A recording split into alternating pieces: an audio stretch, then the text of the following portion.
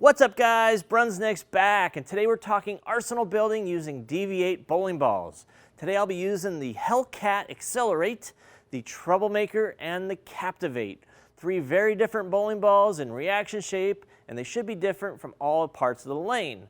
I have SPECTO running, so we'll look at some of the data along the way.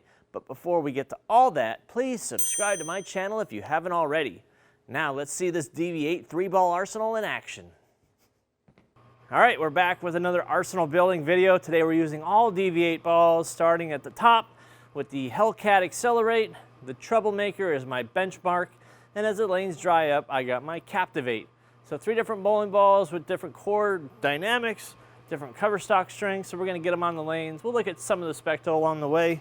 But, as you're warming up, you typically start with your benchmark ball to get a read of the pattern. So we're bowling on test medium today. I'm just going to start from my typical kind of warm-up area as I go, and this will give me an idea of what the lanes are doing today. The lanes are being mean today. Welcome to the house of Brunswick. You just leave 9 pins galore, they don't care, you warm up, and there we go. So, getting back to getting distracted there. The ball hooked plenty, right? So I got some options here. I'm gonna throw one more shot, get up to speed a little bit more, and see exactly what the lanes are doing there. Maybe I need to move left, maybe I can slow it to, go to a lower ball, go to the CAPTIV8 to start. Gotta let the lanes tell you what the pattern's doing.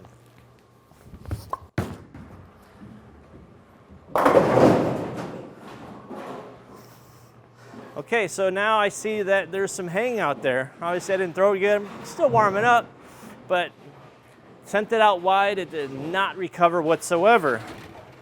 So alarm bells are ringing in my head right there. I don't want to get that ball out there. The ball's gonna hang out, it's gonna give me some trouble. If I try to move a little closer to it, meaning closer to the gutter, and then getting out to that kind of that same spot, will it hook? And the answer is no. So we have a lot of oil to the outside today. So now I'm going to go to my heavier oil ball. I'm going to go to my HellCat XLR8 and try to play that same line and see maybe if they're just a little bit juiced today where I need something a little stronger. So let's try it. Let's go accelerate here in that same zone. Oh wow, that was out even wider, and it still hooked back quite a bit. So you gotta not be stubborn sometimes. We all have our favorite bowling ball, the one we always want to use, first ball out of the bag, but you have to realize when that first ball out of the bag is not the ball to start with.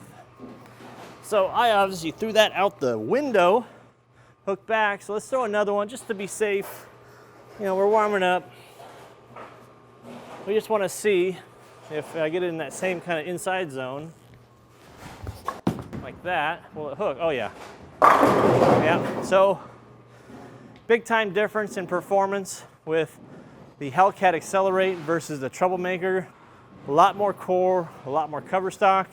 Obviously Troublemaker is still a strong ball, but it's a lot smoother. It doesn't have that asymmetrical core. Now if I try to throw a ball like CAPTIV8 in there, I don't know what I'm going to expect. You can always try it, but the worst that can happen is this ball might actually respond sharp and late. We'll see. Late, yeah. So just not enough friction on the lanes out there for that ball yet. So as the lanes break down, might be a great ball for the pattern, but right now, CAPTIV8's probably not a good option. It's all right, so let's break them down. Let's try to break them down a little bit. I'm gonna move back left a little bit with my feet with the HellCat XLR8, and we're gonna see what we see.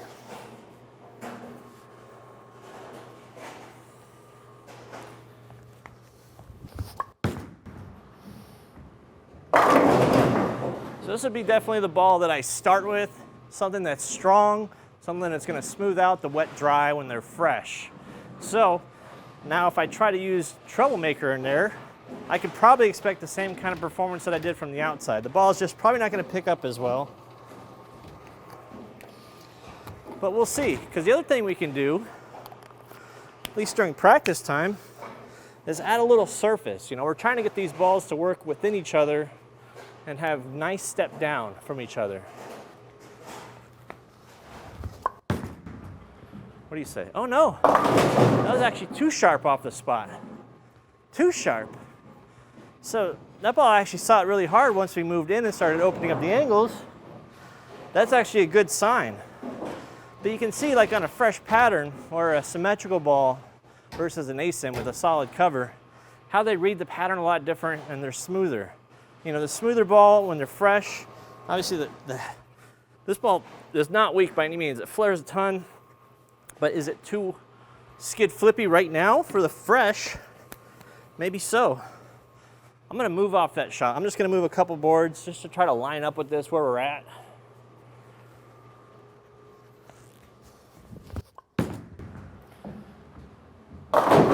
Yeah, see, that's just a little over-under. That's the main thing, over-under. What is over-under? We might do a full video on that some other day, but you know, obviously went through the face.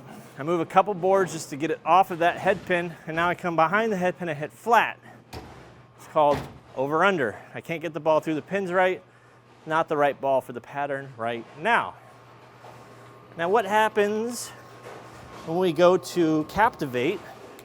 Something that's pearl, hyperkinetic, you know, lower differential ball, something more skid flip from that same zone. So the problem sometimes you run into is if you get too far left on a pattern too early. We'll see.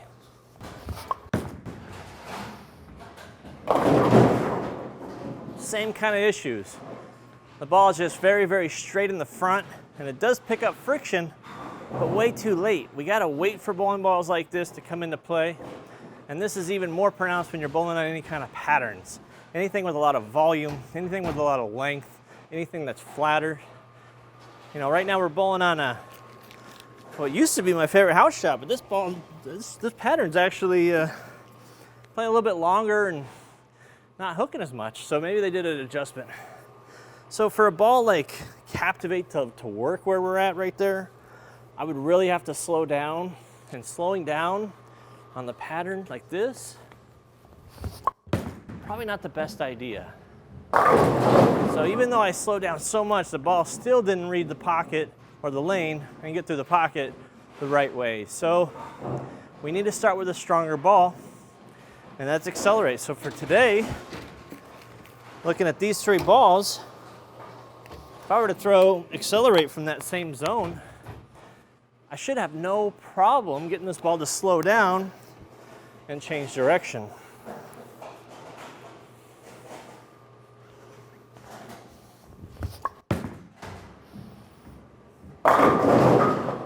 Just picks up a whole lot sooner with the cover strength. Core strength just torques it to the left, gets through the pins a lot better.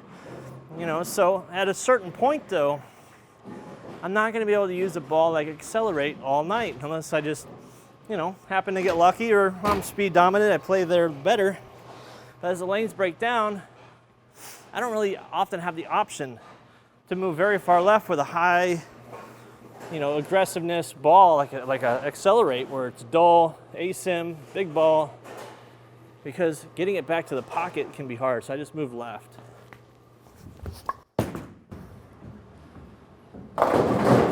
See, that's when I run into issues.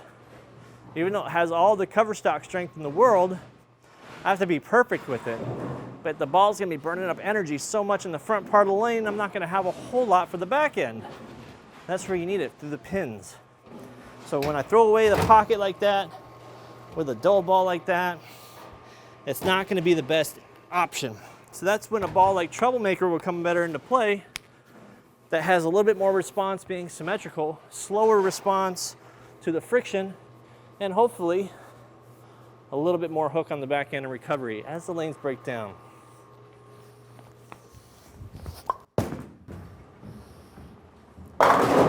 Just like that. So the balls kind of flip-flop. On the fresh, further out, the accelerate was better because I was able to slow down better. Now as we open up our angles and increase our launch angle, I'm not able to get that ball, the accelerate back, as hard as I do the Troublemaker.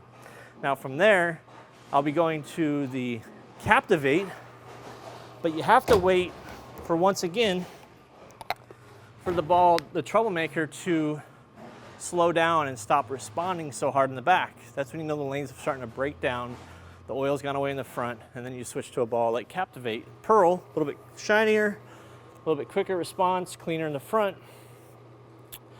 So we're not there yet, but I just want to show that what this ball will do compared to Troublemaker there. See right there, it's not ready for a ball like that. Troublemaker was perfect in that zone. As we break them down, CAPTIV8's going to be right there ready to go as the lanes break down. But you see the progression there from high performance, mid-range, and then skid snap. You got to have the differences between the bowling balls in order for it to be working in your arsenal. So that is important. That is the 3-ball arsenal for DV8. 1, 2, 3, high end, mid-range, low end. If you have any questions, and please always tell me what your 3-ball arsenal would be from DV8 anytime from 2011 on up. Please subscribe if you haven't already. Talk to you guys soon.